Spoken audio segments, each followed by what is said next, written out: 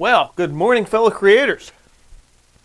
It is about 8:15, Saturday, September 30th. Hey, I actually know the date without looking. And I am super excited to get started today.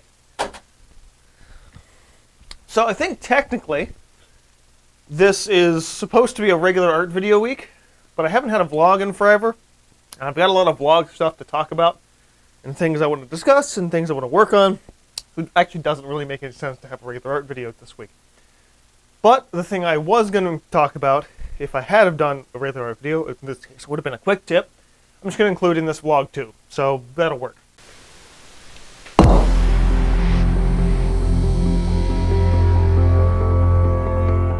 So, I am super excited for multiple reasons. One, this is one of my first real good free studio weekends that I've A, been super excited to work on a piece, and B, have been completely free pretty much all day. It's been probably 2 or 3 weeks since I've actually had a day like this. The last time I did have a day like this, I just was completely unmotivated to work on anything. But I've got an idea for a new piece that I was been kicking around all week. If you guys missed last week's How to Be an Artist, where I talked about commissions, I was talking about a recent commission that fell through. And while my client backed out of that project, the idea was still buzzing around in my head. So I reworked it a little bit, thinking a little bit about, I'm like, okay, instead of what I was thinking about for the client, let's remix some ideas, bring some other stuff, other ideas kind of into the mix, considering different games and things that I've been playing, and find a way to make this just as well a singular epic composition. So I did a little bit of sketching while I was at work yesterday and made this. Essentially a big tree as the entire background, so no actual sky. Bunch of waterfalls coming out of it, coming together into a river, and a lot of little stones sprinkled through. Now that I'm looking at it with fresh eyes this morning, I realized it is somewhat similar to a lot of the cave stuff from Tears of the Kingdom, because I've been going back through the game a little bit in my free time to do a little more of the side quests that I didn't do right out of the gate. So it's I guess with that, and especially with the rocks, the rocks and square elements of boulders and things floating around in this this composition, that's kind of what's kicking around through my head. In addition to pulling some of this tree stump waterfall ideas out of what was one of my ideas from that commission. So I'm gonna go ahead and get a jump on that. I wanted to get a jump on it last night, but by the time I ate dinner, I was like, I don't have the energy for this. I actually ended up going to bed at like 9, and I was up for maybe about an hour this morning around 4. So I'm like, I don't want to be up at 4 a.m. That's gross. So I got up, used the bathroom, laid back in bed, threw on a YouTube video, and fell back asleep for a few hours. So now after I've been asleep for like 10 hours, basically, all told, I am really, really excited and full of energy. So, before I get into that, though, I want to talk about something I did earlier this week. This was supposed to be, again, if I had done this as a quick tip. So I was messing around with my other inks and stuff like that. I was watching a video, I think 2 weeks ago, about how super expensive high-end sumi ink is made. It's actually really fascinating. If I don't link it in the description box below, leave a comment and remind me. But I'm like, oh yeah, I've got a couple ink blocks or grinder blocks, as well as a sumi stick that I bought for like $4 or $5 on Amazon. The ink that was made in this video is like $1,000 ink sticks. Obviously, I'm not going to buy a $1,000 ink stick, but I was like, it's really interesting because I imagine that the cheaper ones are just made in a mold. And that's when I found out the cheaper ones are definitely made in a mold, because mine pretty much exploded. I grabbed the ink stick, I picked it up, I pushed on a little bit, and it turned into chips.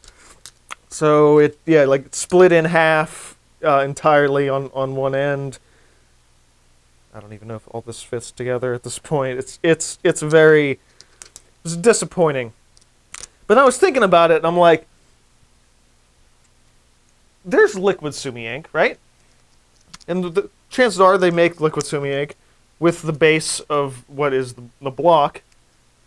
I don't know if they start with it being more liquid or if they make it liquid, so I decided to try and find out for myself, and I made liquid sumi ink out of a couple pieces of the block. So what I did to get this, I will actually put this down a second so you guys can see the result. Okay, real quick, let me move this big canvas. So yeah, so I've got this adjustments. Sorry about that. Yeah, so what I did to get this is I used about an ounce and a half of water. That ends up being about 45 mils, I believe. And that's a lot of interesting smells in this. I'm pretty sure I didn't clean this container well enough, and that's the smell I'm getting, which is unfortunate. But I stuck in a couple of pieces of that sumi stick to an ounce and a half of water, stirred it a little bit, and then just let it sit for a day with the lid on. After a couple of days with the lid on, oh, God, that smells so foul. This coffee smells like shit. I bet if I switch it to another container, it'll be fine. Maybe.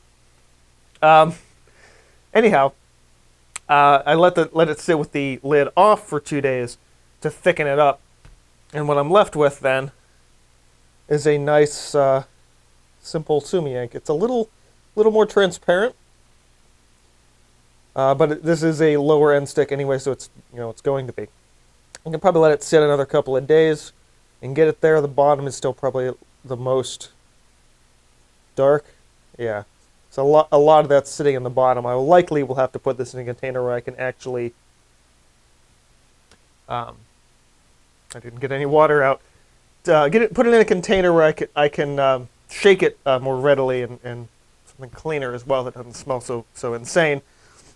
But yeah, so I started with a block stick and ended up with a liquid. So it's definitely very possible, especially if you want to get into sumi ink and you don't want to get the bottle. You can get apparently a $4 stick. They're probably a little more expensive now since inflation and stuff. But yeah, I used about a piece like this and then like another little chunk. Yeah, and I ended up with some ink. So there's your quick art tip for the vlog. If you're intimidated by the cost of sumi ink, in terms of the already pre-liquid bottle stuff, you can make your own by breaking up a much cheaper ink stick. I gotta put that in a different container. That really smells bad. Slight improvement. This one smells like curry paste. Yeah, you can see the sludge at the bottom of that, where it's not completely dissolved. There we go. And that container needs a much heavier clean, probably with some bleach. Okay. Sumi ink is done and dusted, so let's go ahead and move that to the side. Got my nice little sampler there. Remember to shake it next time I use it. In fact, better yet, put this canvas out and put that on there. Shake well.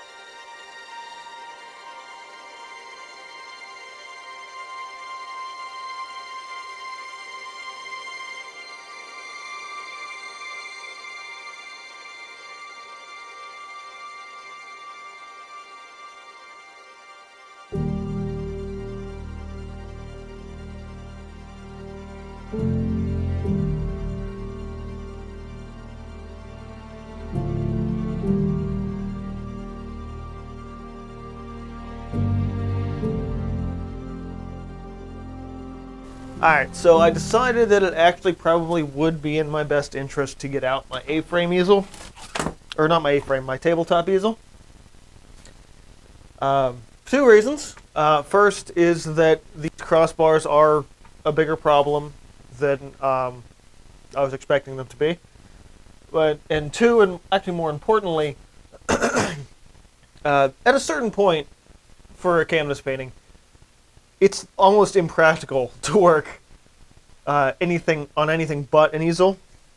And then it's funny too, because at that point too, when you work on an easel for a while, if you keep going up in scale, then it's impractical to work on the easel, and you have to go back to working on a table, or usually in that case the floor. But I'm finding, there's an impracticality happening right now that is more easily solved with an easel than without an easel. I'm trying to get more loose, expressive work, expressive brush strokes, especially for the tree. And I can't really get that leaning over the table that way. So unfortunately, I do have to use this.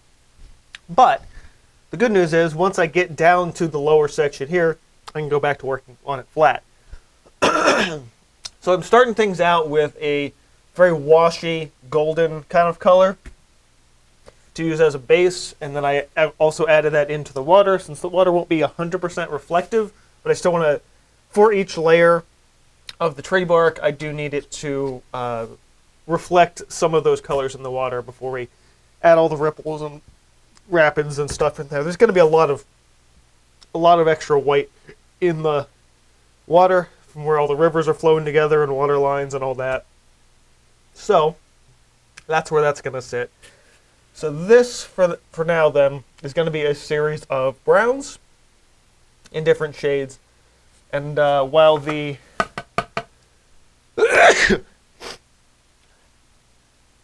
while my regular flat brush is good for laying down big blocky areas of color, I actually need to get a nice big round, which I should have floating around somewhere. Even one of my filberts would probably work well to get those more streaky. I mean, I can just turn it sideways and use it like that, but at this scale, it really doesn't make any sense to use a flat brush. I really have to go for a round. So yeah.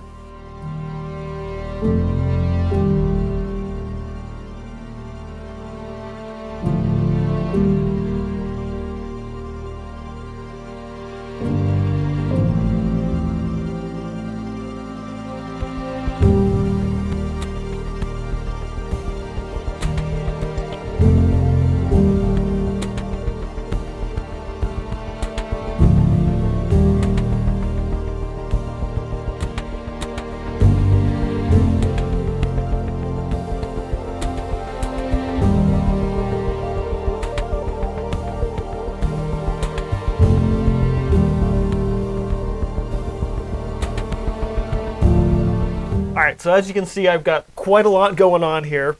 Started working in some roots in the lower sections. I got a lot of pretty thick paint on here right now. Some of that was including a mix with the golden opens, so it's going to be a little tentative on when this first layer ends up drying. So I won't be able to do all of the initial bark layers the way I wanted to in one go.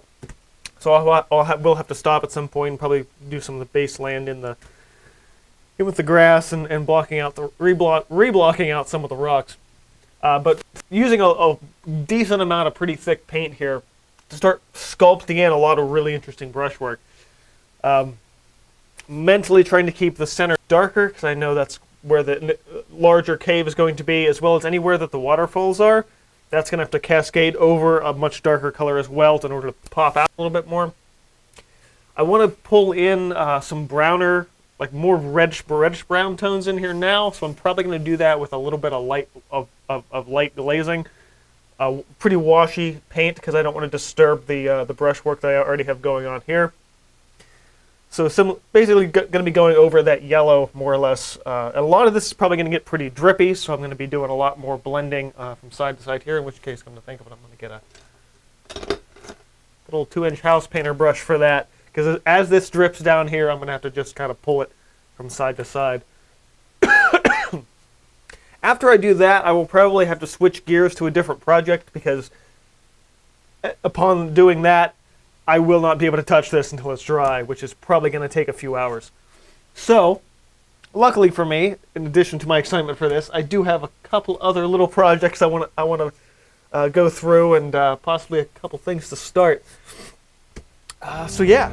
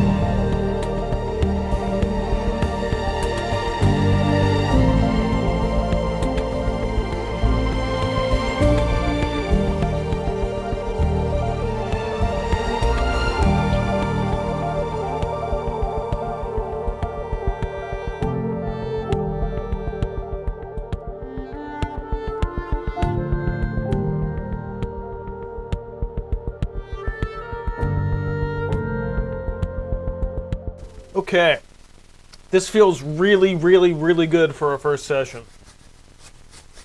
I'm definitely pulling some techniques out for this one that I haven't used in a while, especially with the more washy base coats.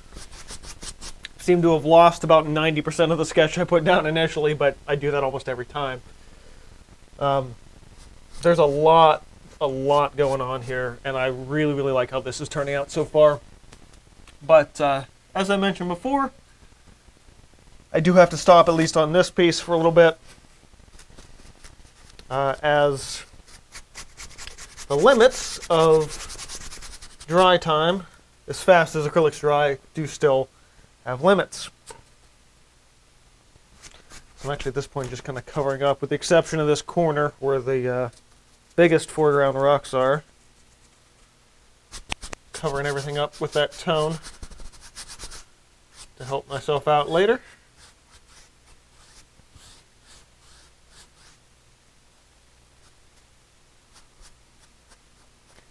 So when I get to coat 2 for this, essentially at this point, all my major darks are pretty much established. I'll probably just have to do a little bit of stuff with threading in some blue in the lower half of that, but other than that, it feels really nice. Just trying to even out some of the micro bubbles I'm seeing in here, and as it dries, they're going to appear. It is what it is. Yeah, as you can see, I'm still able to pick up some of that underlying green, especially with the thicker parts here with the roots.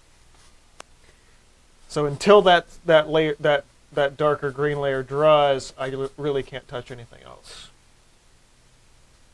I did allow myself to blend a little bit more in here, but that's especially in where the waterfall is going to be. It's like that's allowed to be a little bit messier for that indication, because again, it's mostly going to be covered up in white. So it's pretty, any color that's right here is pretty much just right here to make the white pop out more. And there's a couple of spots here where I know those falls are going to be. So I can just blend them a little bit more. Is there another one up there? Yeah, it was up in here. And then this one up in here.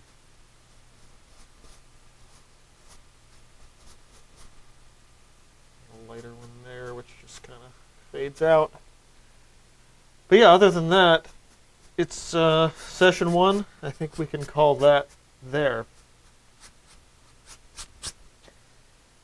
And I'll be able to pick up on this either later on today, possibly this evening, or tomorrow morning when I kind of get back into it. But yeah, it probably looked looks like more of a mess right now than anything else. But that's par for the course for any kind of painting. Like you get like 10, 20% into a piece, it's like, well, this looks terrible. But you cannot judge a work in progress as it's finished. But I'm going to judge it anyway and say, I'm loving how this is turning out. I've got a decent amount of confidence going in here. And this is such a kind of different idea compared to a lot of the stuff I've done lately, especially the Big Giant Space piece, which, by the way, Big Giant Space piece. That, along with a couple other fairly recent ones, are going down to the Redfish Bowl Gallery today, so that will be also on my schedule to do. But that'll be well after you guys are seeing this vlog, or maybe based on the time I get things edited together, maybe around the same time. So if you guys are local, that big space piece will be up. Because a couple of pieces had sold about a month ago, and so I can not necessarily rotate out, but fill those spaces with new work. And yeah, I think that's pretty much it. At least news-wise, anyway. Let me clean my brushes. Okay, so this whole thing is going to come up here and go sit on my washing machine until it dries completely so I can keep working on stuff. Fell forward. I caught it. Just a little extra paint on my arm now. Right. So, I had started, this was quite a while back, a couple of new pieces of rainbowy watercolor paper for some bookmarks, since I haven't made bookmarks in God knows how long. Although I do need to flatten these out, so I think I will do that. This only takes 5 minutes anyhow. Flatten watercolor paper back out so it's nice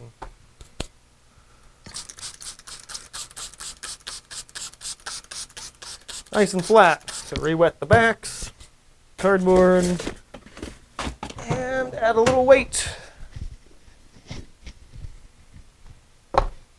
And give it 5 minutes. Okay, we're probably fine now. Yep. Okay. Nothing like a little flattening. So, what do I have here? 9 by 12. Oh, that's right. I didn't actually want to cut these into bookmarks. I labeled them as their sizes because I wanted to actually utilize the sizes to make a slightly larger pieces. I don't know what I have in terms of frames. Actually, what do I have in terms of frames? I think these are 12-inch things. Got these from my parents. I think they found them at I don't even know where they found these. Nice actual wood frames and things. Yeah, this looks like a 12-inch square. But yeah, so neither one of these would work. But at some point, something neat will go into. I've got 2 or 3 of these. My problem with frames is that unless you already have a frame ready to go, and it's like, okay, now I'm going to put something into this frame. Then finding a frame that works is like such a hassle, and I got to go to this, and this frame costs this. It's mostly why none of my stuff goes into frames. And why I work on canvas and paint all around the edges, so I don't have to frame anything. Because framing sucks. And if you custom frame it, then you have to sell a kidney. Alright, so I do want to play around a little bit. Since I just did this whole thing with the sumi ink, I might as well use this as my ink base. Wow, that is just leaking all out the sides, isn't it? Lovely. Shake well and get it all over your hands, apparently. Okay. Smells marginally better. Oh, nope, doesn't. Maybe it's just the ink that smells bad. Oh, God. I'm dumping this. We're not using the sumi ink. That smells foul. 500 yards of shit-smelling foulness I can't even imagine. Yeah, 100% that's the smell of that ink. God. Oh my God, that smells so awful. It's just rancid. I might have to throw that whole stick away. Like, jeez. When I came back from the wars, I carried with me the stench of death. Okay, anyway. Different ink. Can't go wrong with a little black magic. Alright, I have not done any kind of an ink spray in a while. I definitely want to play with that. Let's start with this one, actually. I don't want to... that has a lot more interesting potential for other stuff. This is a little messier. So I want to...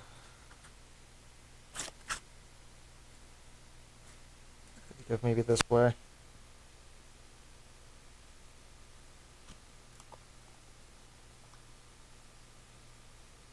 Bit more up in there. A little more on that side.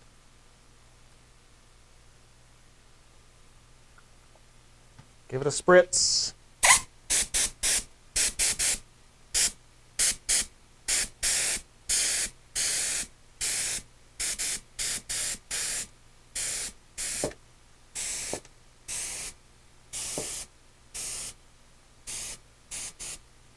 It's not bad.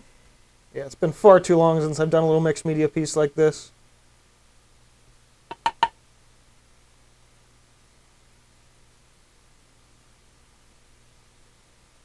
Probably come in with some colored pencils and give this a little more extra other finessing later, but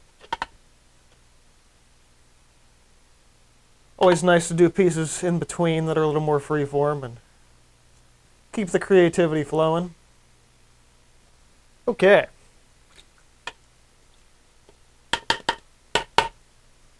Yeah, now seeing this, I can imagine maybe like this is a cliff overhang and a pillar on that side kind of holding it up. Kind of have like this doorway thing going on.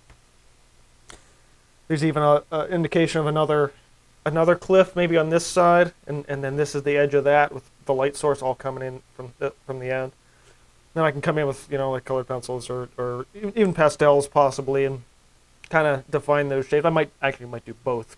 Pastels in the back and colored pencils in the front. Although seeing this, I wonder if I have a piece of wood that I can put this on and mount it down to the wood. So I don't know why I'm looking in my ink drawer for wood. That would be weird. Not sure if I have a big enough piece.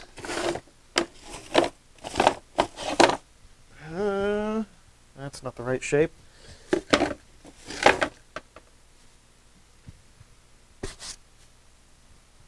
Got these hunks of a tree stump slice here that I play my cards right. I could mount it to this and then cut it around the edges of this. I'd lose a little bit of the piece overall. Actually, yeah, I wanted to slice this off at some point, so it would end up being cut off about there, and then I'd lose an upper edge here. That not much of it. It's like what here, I guess. So that bluest corner and a little bit of that yellow. But other than that, I could definitely mount this down onto here. That's a thought. Probably not the best thought, but a thought. Let's see what else I have floating around. Well, I don't really have a piece of wood that I really can mount this to. I have my big giant boards, but I don't want to cut one of those up. So if I want to mount this to a piece of wood, I'll probably have to do it much later once the piece is done. And like a big chip or something in the middle of this page. I'm not sure what that's about. And I will likely have to go to the store and get a piece of wood, which sucks. I have crap loads of scrap wood around, but none of it really fits with this. But I think I can go ahead and call this a vlog because that's the point. Because I'm getting into like weird side projects, and while weird side projects are very fun, I feel like I might be losing you guys a little bit. So that's where this is gonna. That's where I think I'm gonna call this a vlog. Do want to get this edited at a reasonable time and be down at the gallery probably in the early afternoon, so I'll have to, actually bother to eat lunch and take care of myself a little bit and not just spend all day in the studio. But if you guys enjoyed this vlog, be sure to hit the like button. Let me know your thoughts and comments. I don't know where I'm not sure where I'm putting this to dry at this point. Thanks guys for watching. keep on creating, and I will see you guys next time.